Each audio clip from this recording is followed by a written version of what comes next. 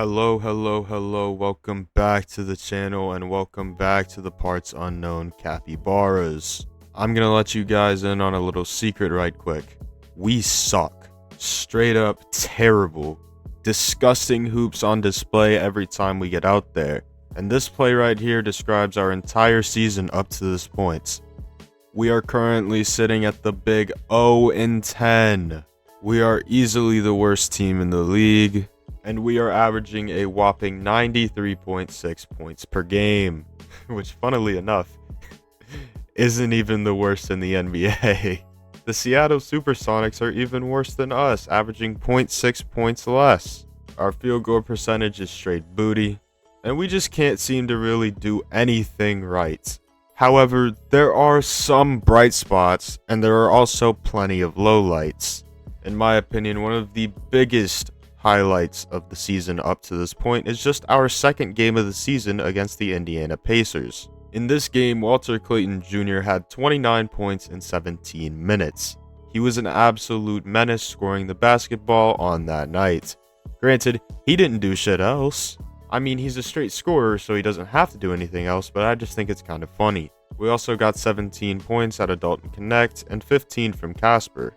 However, regardless of the highlights in this game, we also had Grant Williams shooting 3 for 15 from the field and 1 for 9 from 3.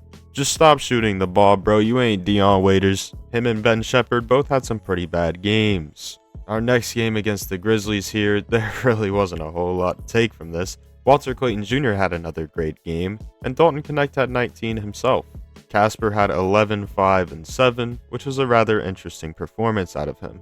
Up to this point, Casper really hasn't shown anything great, but he's shown a bunch of good. Johnny Juzang played pretty well, and Nickeil Alexander-Walker had 16, 4, and 4, which is what I was expecting him to average this season. Our game against the Clippers, we got cooked by Corey Kispert and Tyrese Proctor. Just hang up the boots, bro.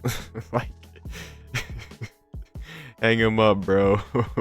Kawhi didn't even have a crazy game against us, which is kind of insane. He only had 16 points. You'd think Kawhi would be going crazy, scoring like 50, 60, 70, 80, tying Wilt's 100-point game against us, but no, he only had 16.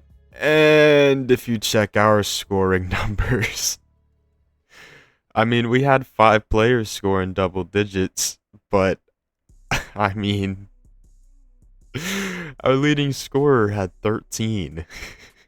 God bless. Our first home game of the season against the Miami Heat completely let down our fan base as Dalton Knecht had 21 points, Nickeil Alexander-Walker had 16.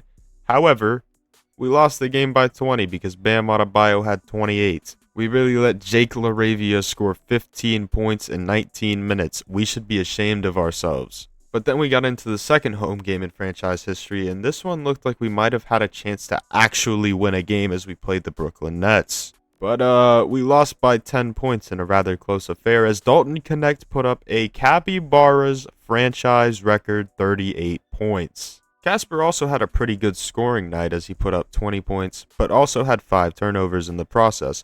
We actually had a bunch of turnovers this game as Mo Gay had 5, Nickeil had 4, Knecht had 2, Haywood Highsmith had 2, Jericho Sims had 1, and Ben Sheppard had 1. The Nets just beat us off the power of friendship as Cam Thomas and Onyeka Okongwu, Zaire Williams, Clint Capella, and Luke Kennard all had double figures, while everybody scored at least 7 points for them.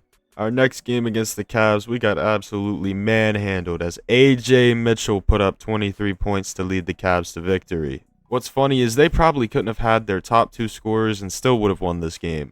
Like, it's just a really bad showing from all of the parties involved. Like, it's just real bad. Grant Williams had 15 rebounds, though. Then we ran into the Motor City Machine Guns, the Detroit Pistons, as Cade Cunningham had 32 points on our head. And again, we didn't even have a player score 20. This is a common theme. Walter Clayton Jr. shot 3 for 10. Good lord. Around this time, we had to start giving Josh Minot minutes because Haywood Highsmith broke his right leg. And in this game against Charlotte, he played 10 minutes and put up 17 points on 7 of 10 shooting and 3 for 6 from 3. He was actually pretty damn good in this little stretch that we got of him. It starts to make you think maybe we should play him more. We lost by 6 points as this was one of our closest games of the season, and a bunch of people scored in double figures actually. I'm not too good at math, but that looks to be 8 players scoring in double figures, with Nickeil scoring 20 points, going 8 for 50 shooting. However, LaMelo Ball decided to drop 37 points, 7 assists, and somehow, someway have 7 Jesus Christ, the steals numbers. The turnover, I didn't even notice this. This is like the shoot. I didn't even notice the turnovers. Like, God. Oh my lord. 7 steals from LaMelo, 4 from Ben Simmons, 3 from Agbaji. Jeez Louise, man. Then we got into our final game of this little sample here against the Los Angeles Clippers, and this was just a poor showing. This was our worst offensive showing of the entire stretch. And again, we didn't even get killed by Kawhi. We got killed by Zubac, Sensabaugh, and Corey Kispert, as well as Bogdanovic. These teams aren't even beating us by star power or will. They're winning by the power of friendship, bro. There's a clear problem that we're just not very good, and we also turn the ball over probably the most in the league. This is some bad looks. We have a whole bunch of turnovers. In just this game against the Clippers, we had 29 turnovers to their 15. Also in this game against the Clippers, we shot 34% from the field, 30% from 3, and 79% from the line. We had 0 fast break points, got outscored in the paint, got outscored on second chance points, got outscored on bench points. They out-assisted us, but somehow, someway, we had more offensive rebounds. We had 15 offensive rebounds, but only 6 second chance points. That is a problem. We actually beat them on the glass in both the offensive rebound department as well as the defensive rebound department. We also had a higher time of possession, but still, we lost by 23 points. What are we doing? What do I need to do to fix this? 189 turnovers in 10 games is comically bad. That's 19 turnovers a game. That is horrible. That's awful. So to combat this, I decided to go ahead and try to make a trade. I looked through our roster, looked to see what positions, we could change. We don't want to change the point guard position because of Casper as well as Walter Clayton Jr. We don't need to make the shooting guard position even more just filled because we already have Nickeil as well as Ben Shepherd, who are 2 players that we're very comfortable with going forward. The small forward position, we already have Dalton Connect, so there's no point to try to find an upgrade because we're not going to. The center position has been rather interesting as Mo Gay and Jericho Sims have actually played fairly well. Jericho Sims grabs a shit ton of rebounds, and Mo Gay is very good in the pick and roll when we're actually playing with him. So that leaves one position, the power forward spot, a position in which we have Grant Williams currently starting with Josh Minot backing him up. I decided to make a business decision and trade both Johnny Juzang and Grant Williams. At first I tried to package them together, but that didn't really give me an offer I liked, so I decided to trade them in separate trades.